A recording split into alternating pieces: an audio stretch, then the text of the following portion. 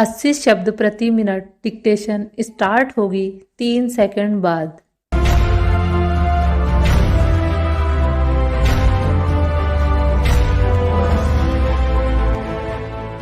Start. सभापति महोदय, ये शब्द मेरे नहीं हैं बल्कि राष्ट्रपिता के हैं।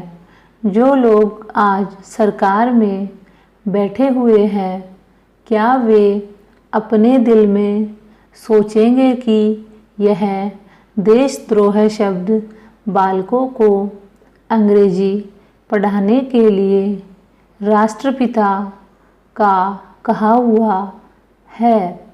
आज 54 वर्ष देश को स्वतंत्र हुए हो गए हैं, लेकिन राष्ट्रपिता की इस बात पर आज तक ध्यान नहीं दिया गया है।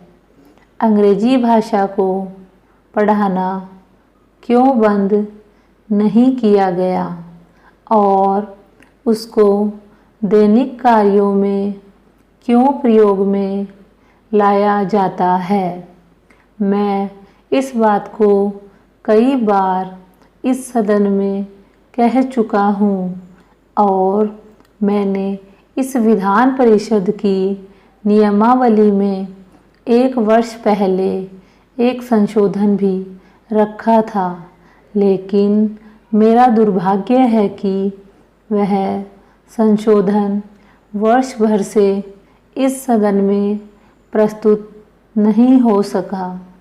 मेरी अपनी राय है कि कम से कम दैनिक कार्यों के लिए यदि सरकार अंग्रेजी भाषा पर बंधन लगा दे तो बहुत अच्छा हो और जो यह अनुशासनहीनता है वह भी समाप्त हो जाए। सभापति महोदय, जैसा कि मेरे मित्र ने कहा, लड़कों के माता पिता अंग्रेजी का प्रयोग करते हैं और उनके शिक्षक भी उसका प्रयोग करते हैं, फिर बालकों पर उसका प्रभाव क्यों नहीं पड़ेगा। मैं उनसे सहमत हूँ कि बालकों में नकल की आदत होती है। जैसा वे अपने बड़ों को करते देखते हैं वैसा ही वे करते हैं। अगर हम कोई बुरा काम करेंगे तो उसका प्रभाव बालकों पर अवश्य पड़ेगा। आप देखेंगे कि जिस मनोवृत्ति के माता पिता और शिक्षक होते हैं उसी प्रकार के बालक भी होते हैं। हम दूसरों को तो परामर्श दे देते हैं लेकिन स्वयं उस पर अनुपालन नहीं करते। इसके साथ ही साथ हमको शिक्षा प्रणाली की ओर भी ध्यान देना है।